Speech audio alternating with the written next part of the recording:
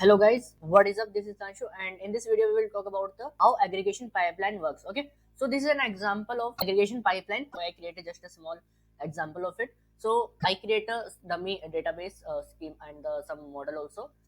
Actually, it contains the price of clothing and the electronics items in the database. Okay, in a sales collection we can say. So it this is a there are two fields. One is category and another one is price. So if we insert items and we use this aggregate it, and for this example you can see we group all the items by their category, and we do the sum of all the products. So just run the code.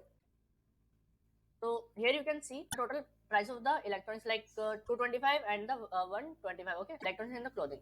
So in this example we use the aggregate the products price. So this is an example of the aggregation. You can find the example code link in the description. So we'll meet in next video. Till then, bye bye.